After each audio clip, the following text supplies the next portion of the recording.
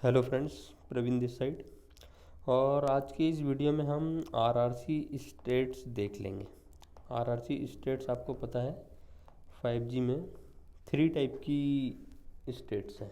ठीक है, 3 टाइप की। कौन सी है? एक आइडल, फिर एक इनएक्टिविटी और फिर एक कनेक्टेड। ठीक है, 4G में दो था, आइडियल और कनेक्टेड। ये न्यूली इंट्रोड्यूस्ड है किसमें? 5G में। ठीक है, तो ये अगर आप फिगर को देखोगे तो ये मतलब पुराना रिलीज़ है। और ये देखो, ये GSM में ये चीज़ सपोर्ट थी, 3G में ये चीज़ सपोर्टेड थी और 4G में ये चीज़ सपोर्टेड थी, जो कि कनेक्टेड और आइडल था। नो इनएक्टिव का कोई भी स्टेट यहाँ पे नहीं थी। ठीक है, तो 5G में न्यूली इंट्रोड्यूस हुआ है इनएक्टिव। तो चलो देखते हैं इसको डिटेल में अच्छे से इस वीडियो में और समझते हैं उसको थोड़ा अच्छे से। तो देखो, ये जो स्टेट है NR-RRC इनएक्टिव। ठीक है, NR-RRC कनेक्टेड है, NR-RRC इनएक्टिव है और NR-RRC आइडल है। ठीक है, तो देखो कनेक्टेड से और इनएक्टिव के बीच में ट्रांजिशन हो सकता है विथ रिज्यूम और request with suspend. RRC connected से इनएक्टिव स्टेट में जाने के लिए क्या होगा? RRC release with suspend cause. ठीक है, और आरआरसी इनएक्टिव से कनेक्टेड जाने के लिए क्या होगा? रिज्यूम। ठीक है, तो ये ट्रांजिशन पॉसिबल है। अब आरआरसी इनएक्टिव से आरआरसी आइडल में जाने के लिए क्या होगा? सिर्फ रिलीज होगा, लेकिन कोई सस्पेंड नहीं होगा यहाँ पे। नो सस्पेंड, सस्पेंड नहीं होगा, सिर्फ रिलीज होगा। फिर यहाँ पे हमारा आइडल में आ जाएंगी। DRX टाइमर दोनों में एप्लीकेबल रहता है, यहाँ पे भी रहता है और यहाँ पे भी रहता है। फिर आरआरसी आइडल से आरआरसी इनएक्टिव स्टेट में तुम डायरेक्ट नहीं जा सकते। ठीक है, लेकिन आरआरसी आइडल से डायरेक्ट कनेक्टेड में भी जा सकते हैं। स्टैब्लिश और रिलीज में दोनों फंक्शन काम करेगा। और कनेक्टेड से आइडल में भी जा सकते हैं एज ए स्टैब्लिश। ठीक है, सॉरी, एज ए रिलीज। और आइडल से कनेक्टेड मोड में जाएंगे तो इस्टेब्लिश। ठीक है, तो ये पॉसिबिलिटीज़ है इसमें। ठीक है, स्टेट्स में। चलो अब आगे देखते हैं। तो देखो, ये रिलीज 16 है। ठीक है, और रिलीज 16 में ये 4G का पार्ट है और ये 5G का पार्ट है। ठीक है, तो 5G के पार्ट में तो आपको पता है कनेक्टेड आ गया, इनएक्टिव आ गया और आइडल आ गया। लेकिन इनको न्यू जनरेशन ई नोड भी बनाना है ना। 5G के साथ में अगर हैंड ओवर कराना है, रीसिलेक्शन कराना है, अगर हैंड ओवर कराना है, रीसिलेक्शन कराना है, तो उन्हें रिलीज 16 में ई नोड बी में भी इनएक्टिव स्टेट डाल दिया। ठीक है, ताकि वो स्मूथ ट्रांजिशन हो सके इन बिटवीन 4G और 5G के बीच में। ठीक है, तो ये फिगर वही चीज़ हमको प्रूफ करता है कि कैसे कैसे रीसिलेक्शन होगा, किस डायरेक्शन में 4G और 5G के बीच में कैसे इंटरलिंक रहेंगी ये चीज़ें, अगर आरआरसी स्टेट्स के अगर टर्म में अगर बात किया जाए तो हैंडओवर और रीसिलेक्शन। ठीक है, तो चलो अब आगे बढ़ते हैं, थोड़ा देखते हैं। तो जैसे कि हमने 4G में देखा आरआरसी आइडल और आरआरसी कनेक्टेड रहता है। ठीक है, उसके बीच में आरआरसी सिग्नलिंग रहती है। अब 5G में आरआरसी आइडल और आरआरसी कनेक्टेड तो था ही, लेकिन आरआरसी कनेक्टेड इनएक्टिव भी आ गया। ये इसका पर्पस क्या है डालने का? तो ये मेंटेन आरआरसी कनेक्शन तो कर ही करता है, लेकिन minimise signalling and power consumption, ये पावर कंजप्शन के टाइम में काम आता है। ठीक है, अभी आगे देख लेंगे और डिटेल में ये कि ये इनएक्टिव क्यों इंट्रोड्यूस हुआ है। ठीक है, minimise signalling in the terms of what, क्या मिनिमाइज सिग्नलिंग ऐसा कर रहा है जो आरआरसी इनएक्टिव हमें लाना पड़ा। ठीक है, 5G में। तो आगे बढ़ते हैं। तो 4G को समझो पहले, तो इनएक्टिव ज़्यादा अच्छे से आपको समझ में आएगा। तो 4G के EPC में जो था एक टर्म था EMM। ठीक है, इवॉल्व मोबिलिटी मैनेजमेंट। तो ये जो EMM रहता है ना, जब मोबाइल बंद रहता है समझ लो, तो ये EMM डी रजिस्टर्ड रहता है। और जब मोबाइल नेटवर्क के साथ अटैच हो जाता है तो वो EMM रजिस्टर्ड हो जाता है। लॉग्स में भी आप देख सकते हो। ठीक है, सो डी रजिस्टर्ड कब रहेगा? जब यूई स्विच ऑफ रहेगा या आउट ऑफ कवरेज रहेगा, नो सर्विंग MME और जीनेट भी रहेगा, कोई कंट्रोल प्लेन नहीं रहेगा, no IP address, no EPS bearer, no user plane, कुछ भी नहीं रहेगा। और कनेक्टेड जब अगर हो जाएगा, मतलब रजिस्टर्ड अगर हो जाएगा, तो यूई रजिस्टर्ड EPC के साथ हो जाएगा, MME और HW एलोकेट हो जाएगा, IP एड्रेस भी एलोकेट हो जाएगा और एक EPS बेरर भी जनरेट हो जाएगा। ठीक है, तो ये चीज़ पहले याद रखना। ये चीज़ जो है वो ट्रांजिशन होगी EMM से डी रजिस्टर्ड से रजिस्टर्ड। यही सेम कंसेप्ट 5G में भी आने वाला है, लेकिन उसको RMM बोलेंगे, ठीक है। तो अब एक टर्म और है, अब तो हमने EMM की बात की, अब ECM की बात करेंगे। तो ECM आइडल और ECM कनेक्टेड, ठीक है। ये जो है ये कैसे ट्रांजिशन होगा, तो UE ऑन स्टैंड बाय रहेगा, ठीक है। UE नो S1 और रेडियो बेरर यहाँ पे अगर रहेगा तो मतलब UE अटैच हो रहा है अभी, ये समझ लो। UE localise to tracking area, paging, service request और ट्रैकिंग एरिया अपडेट। अब ECM अगर कनेक्टेड में आ जाएगा मतलब UE एक्टिव हो गया, ऑल बेरर जनरेट हो गया, UE localise to serving in node B और एनी कम्युनिकेशन पॉसिबल हो गया, ठीक है। इसको अच्छे से समझने के लिए मैं स्लाइड दिखाता हूँ आपको। तो ये तो बेरर हो गया, UE और ई नोड बी के बीच में रेडियो बेरर रहता है, ठीक है। ई नोड बी और SGW के बीच में S1 बेरर रहता है, SGW PGW के बीच में S5 एसेट बेरर रहता है, और ये पीयर एंटिटी हो गया, ठीक है। अब यहाँ पे इसको एक्सटर्नल बियरर बोलते हैं, PGW और पीयर एंटिटी के बीच में, कोऑर्डिनेटर के बीच में। अब UE और PGW के बीच में EPS बियरर रहता है, और UE और peer entity end to end service हो गया, ठीक है। और UE और SGW के बीच में ERAP बियरर रहता है, ठीक है। तो इतने डिफरेंट टाइप के बियरर्स थे, ठीक है, 4G में। इसलिए वो कंसेप्ट लाना पड़ा ECM और EMM का, ताकि कहाँ पे आइडल रखना है और कहाँ पे कनेक्टेड रखना है, ठीक है। तो ये वाला आप देखो, ठीक है, ये वाला फिगर से आपको एक पिक्चर क्लियर हो जाएंगी। तो ये UE है, हमने दो टर्म की बात की अभी, EMM और ECM, ठीक है। और RRC 4G में सिर्फ आइडल और कनेक्टेड मोड सपोर्ट करता था, ठीक है। तो UE अगर ऑफ है तो EMM डी रजिस्टर्ड रहेगा, ठीक है, और ECM आइडल मोड में रहेगा, ठीक है। और RRC ऑब्वियसली आइडल ही रहेगा। अगर अटैच हो रहा है अभी नेटवर्क, तो EMM अभी भी डी रजिस्टर्ड ही है और ECM भी अभी आइडल ही है, ठीक है। लेकिन RRC कनेक्ट में आ गया। दैट मीन्स कनेक्ट कैसे हुआ RRC, हमने फर्स्ट टाइम रैप जब अटेंड किया था, फिर हमने RRC सेटअप भेजा, फिर RRC जब सेटअप कंप्लीट आया तो ऑलरेडी UE कनेक्ट हो गया था, RRC कनेक्ट हो गया था।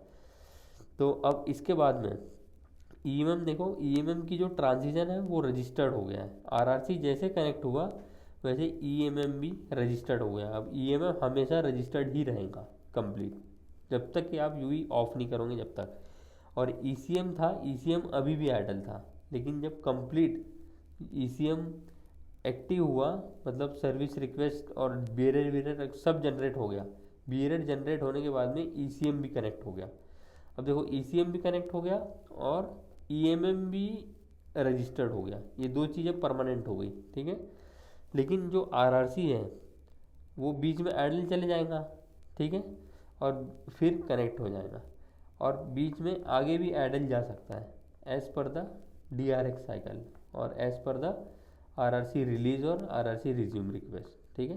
तो RRC आइडल और कनेक्टेड होते रहेगा, ठीक है, जब तक कि UE ऑफ नहीं होगा। जैसे UE ऑफ होगा वैसे ये डी रजिस्टर्ड हो जाएगा, ये आइडल हो जाएगा और ये आइडल हो जाएगा, ठीक। तो ये प्रोसीजर था 4G में।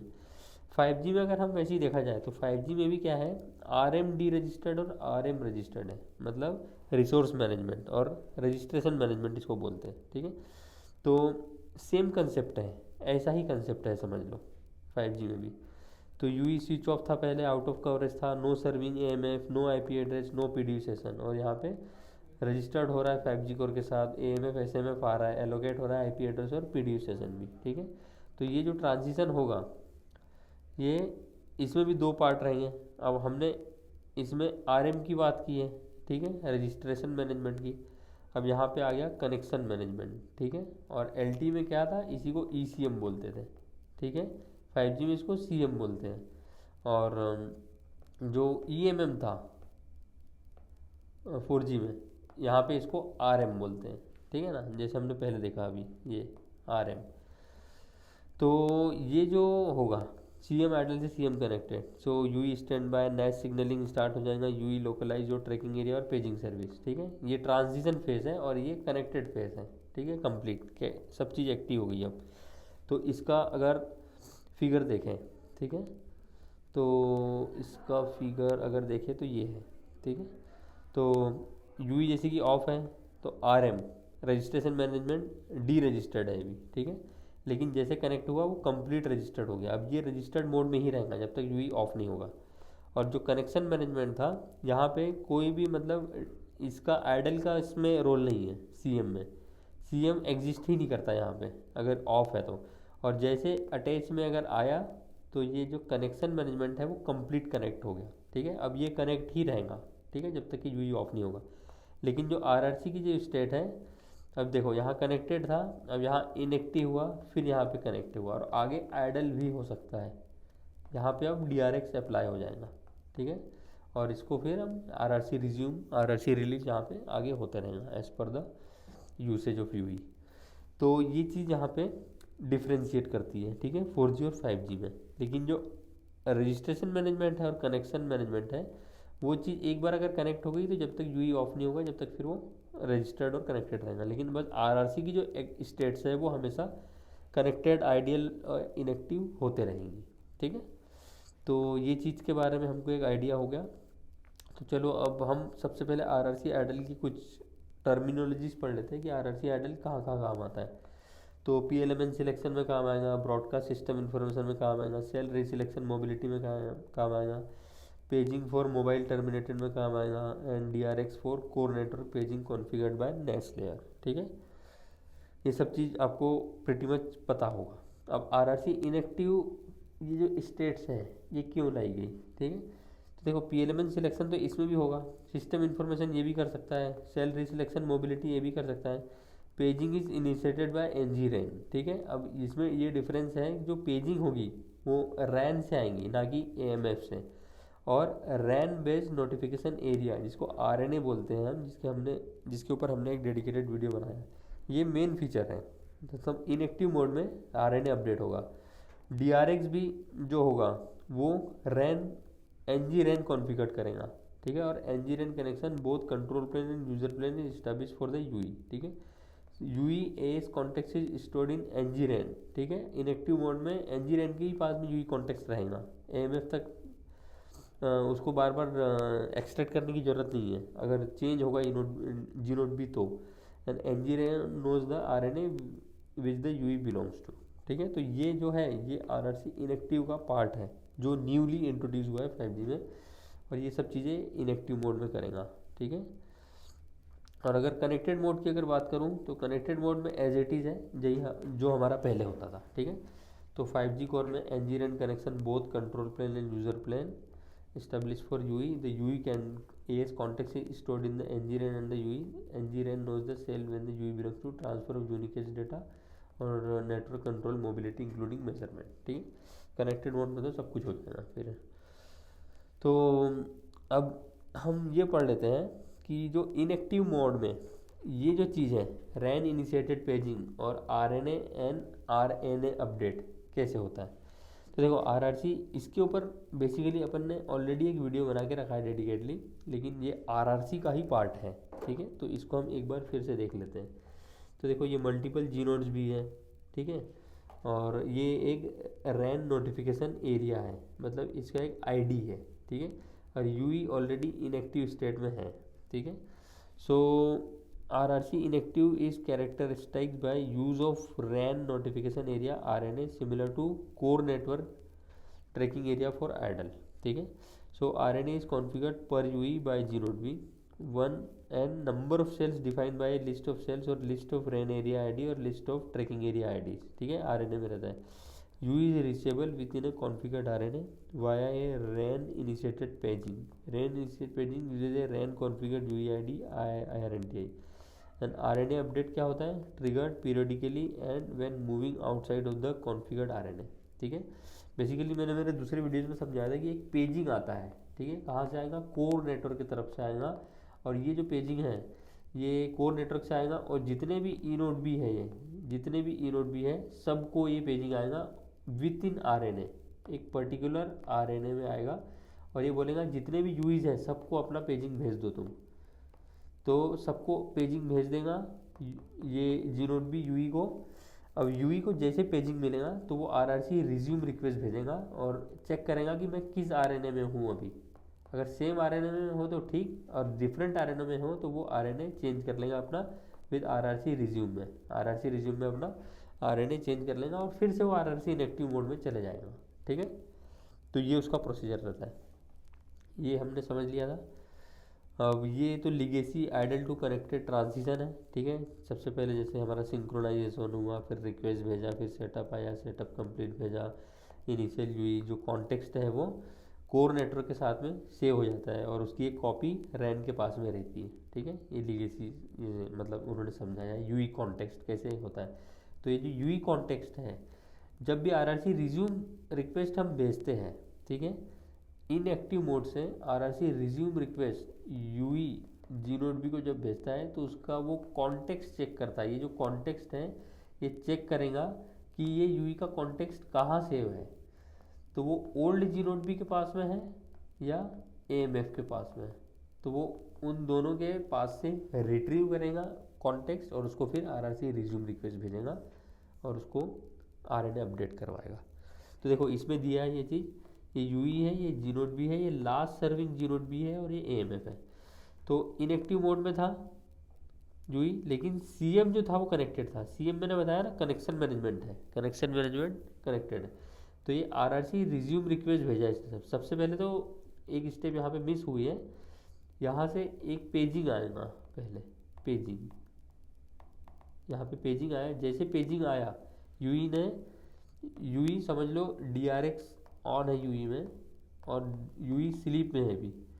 स्लीप से जैसे उठा, मतलब एक पीरियडिक साइकिल रहेगी ना डीआरएक्स में, जैसे यूई एक्टिव हुआ उसने पेजिंग को रीड कर लिया और जैसे पेजिंग रीड किया वैसे आरआरसी रिज्यूम रिक्वेस्ट भेज दिया। तो जी नोड बी ने जो यूई का कॉन्टेक्स्ट था वो लास्ट जी नोड बी से उससे रिट्रीव कर लिया, उससे मंगवा लिया उसने और उसको आरआरसी रिज्यूम भेज दिया, ठीक है। और इसने फिर आरआरसी रिज्यूम कंप्लीट भेज दिया और उसके बाद में ये पाथ स्विच रिक्वेस्ट हो गया कि जो अब डीएल डेटा है वो अब न्यू जी नोड बी भेजागा, ठीक है। और यूई कॉन्टेक्स्ट ने रिलीज कर दिया और पाथ स्विच का रिस्पॉन्स आ गया कोर नेटवर्क साइड से, ठीक है। यूई कॉन्टेक्स्ट रिलीज हो गया। अब जो फ्यूचर जो डेटा पाथ है वो डाउनलिंक जो है वो जी नोड बी से चले जाएगा, ठीक है। और इसका जो आरएनए है वो अपडेट हो जाएगा, ठीक है। तो ये जो ट्रांजिशन है ये इस टाइप से ट्रांजिशन होगा आरआरसी इनएक्टिव से आरआरसी कनेक्टेड मोड में, ठीक है। यूई कॉन्टेक्स्ट रिट्रीवल का पार्ट है वैसे ये देखा जाए तो, ठीक है। अब अगर आपको अगर अच्छे से और इसमें अगर चाहिए तो आरआरसी की जो सर्विसेज हैं वो क्या होती है, ठीक है। So the main function the RRC आपको पता है सिस्टम इन्फॉर्मेशन लेके आता है और establishment maintenance release of an RRC connection between UE and NGRAN, ठीक है। क्या क्या करता है आरआरसी का जो फंक्शन है, addition modification and release of CA, addition modification release of DCNR, ठीक है। Security establishment configuration maintenance release of signalling radio bearer और data radio bearer, mobility functions, handover, UE cell selection, internet, QS, UE measurement reporting, detection of recovery and NAS message transfer to from NAS from to UE, ठीक है। ये RRC के functions हैं कि क्या क्या करता है आरआरसी। ये ट्रांजिशन मैंने आपको ऑलरेडी बताया है, ठीक है। ये आरआरसी स्टेट्स है और ये 5G स्टेट्स हैं, हमने पढ़ा ना भी। ईएमएम इसमें रहता है, इसमें एमएम रहता है या आरएम रहता है इसको, ठीक है। ये इसमें ईसीएम रहता है, इसमें सीएम रहता है और आरआरसी दोनों में सेम रहेगा, ठीक है। तो ये चीज़ हमने ऑलरेडी देख ली है। ये 5G जो स्टेट ट्रांजिशन है मैंने आपको स्टार्टिंग में समझाया था कि पॉसिबिलिटीज़ क्या क्या है कि आरआरसी जो अगर कनेक्टेड है तो आरआरसी कनेक्टेड से इनएक्टिव में भी जा सकता है और इसमें भी जा सकता है, ठीक है। इस टाइप से हमने पहले देख चुके हैं जो ट्रांजिशन है वो कैसे होगा, आइडल और कनेक्टेड और इनएक्टिव में आपस में कैसे ट्रांजिशन पॉसिबल है पॉसिबल नहीं है।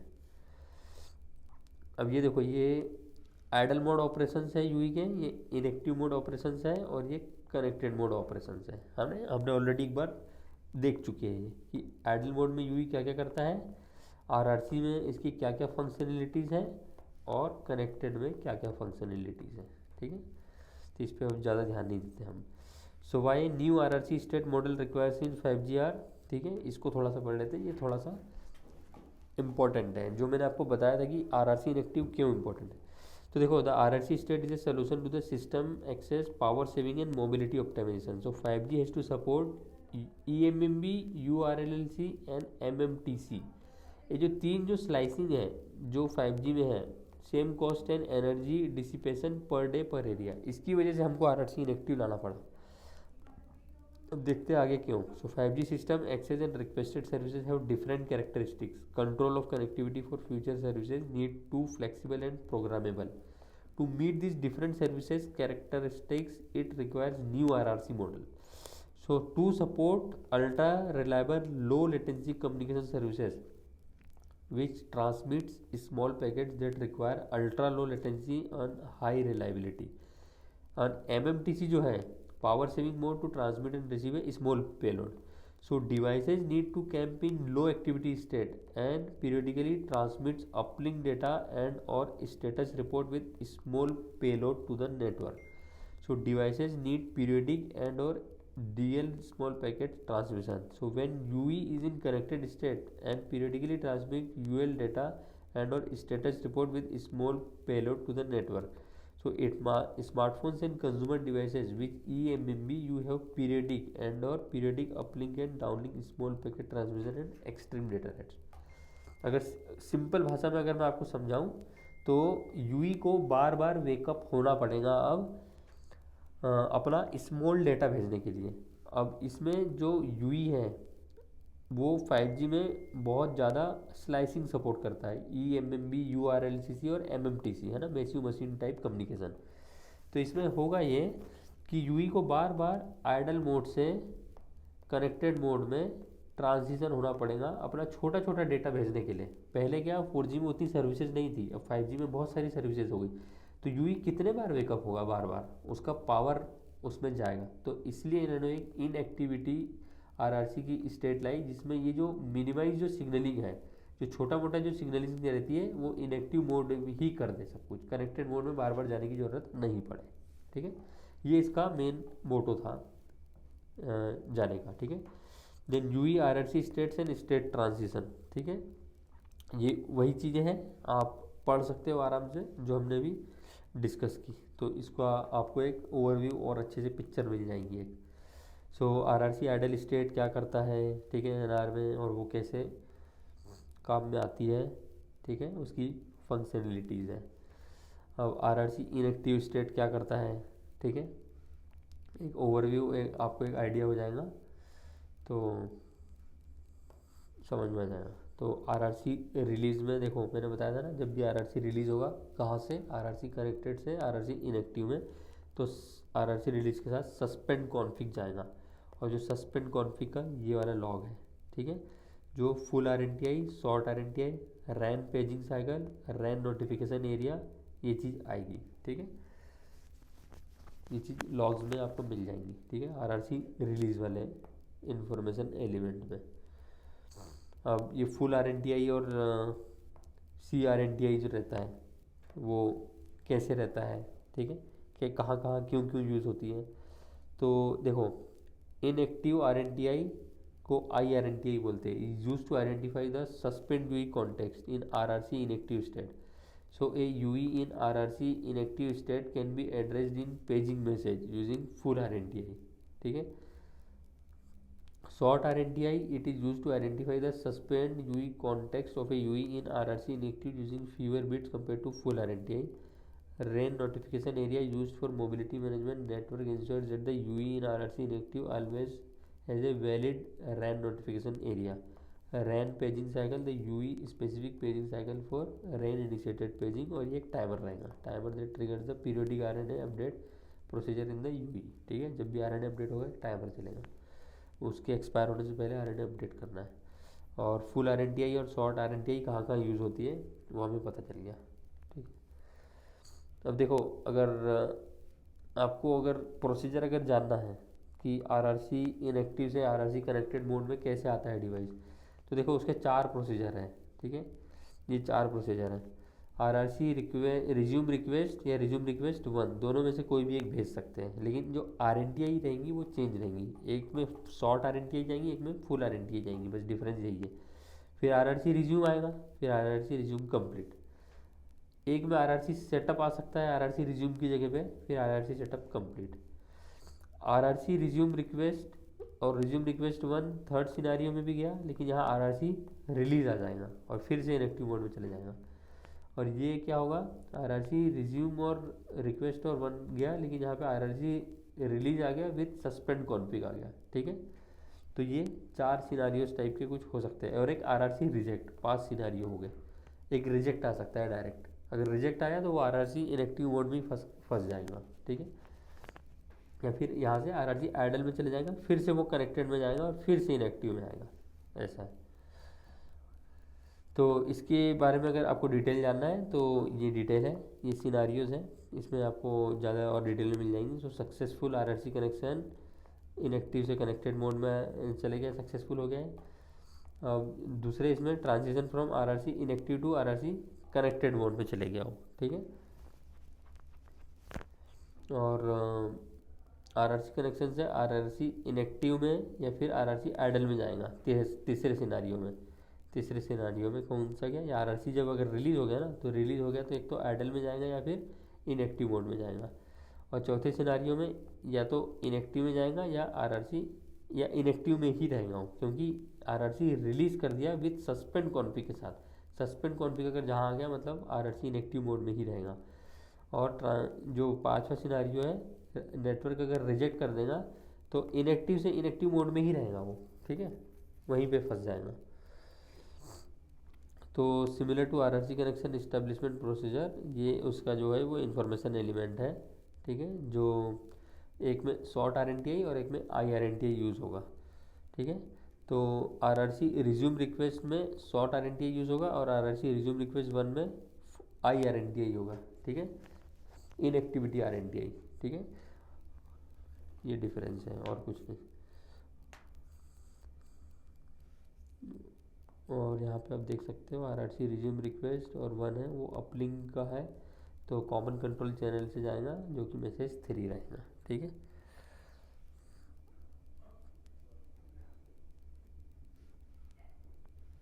तो ये चीज़ें हैं। अब ये RRC resume request and RRC resume request 1 के बारे में दिया है, ठीक है। कहाँ कहाँ पे फुल आरएनटीआई यूज़ होगा और कहाँ कहाँ पे इनएक्टिविटी आरएनटीआई यूज़ होगा, ठीक है। तो इसके बारे में आप पढ़ सकते हो और अच्छे से। और मोबिलिटी के बारे में बताया गया है, ठीक है, कि आरआरसी इनएक्टिव में मोबिलिटी कैसे काम करेगा। तो जैसे जो मैंने आरएनए के बारे में शुरू में आपको बताया था, रैन नोटिफिकेशन एरिया और रैन बेस्ड नोटिफिकेशन एरिया अपडेट वो कैसे होगा, ठीक है। तो इसके ऊपर ऑलरेडी एक डेडिकेटेड वीडियो में बना के रखा हूँ, ठीक है, कि यूई जब भी आरआरसी इनएक्टिव मोड में रहेगा और एक जी नोड भी छोड़ के दूसरे जी नोड भी में अगर चले जाएगा और पता चला कि वहाँ का आरएनए चेंज है, तो एक पेजिंग मैसेज आएगा कोर नेटवर्क की तरफ से सभी जी नोड बी को विद इन द आरएनए, और वही सेम जी नोड बी अपने सभी यूई को वो पेजिंग मैसेज भेजेंगे जब भी यूई एक्टिव मोड में होगा डीआरएक्स की साइकिल से। तो वो जैसे पेजिंग मैसेज डिटेक्ट करेगा वैसे वो आरआरसी रिज्यूम रिक्वेस्ट भेजेगा जी नोड बी को, और जैसे जी नोड बी को आरआरसी रिज्यूम रिक्वेस्ट भेजेगा तो जी नोड बी को पता चलेगा कि ये तो नया यूई है, तो वो जो उसका एक्सेस क्या बोलते हैं, एक्सेस स्पेक्ट्रम कॉन्टेक्स्ट, जो यूई का जो कॉन्टेक्स्ट है वो ओल्ड जी नोड बी के साथ रिट्रीव करने की कोशिश करेगा। अगर वो रिट्रीव कर पाया तो वो आरआरसी रिज्यूम रिक्वेस्ट भेज देगा, और अगर रिट्रीव नहीं कर पाया तो वो उसके एएमएफ से यूई का कॉन्टेक्स्ट मंगवाएगा और फिर उसको आरआरसी रिज्यूम कर देगा और वहाँ पे आरएनए अपडेट कर देगा उसको, ठीक है। यही चीज़ें आप यहाँ पे पढ़ सकते हैं, जो मैंने चीज़ें बताई वही सेम चीज़ें होगी, ठीक है।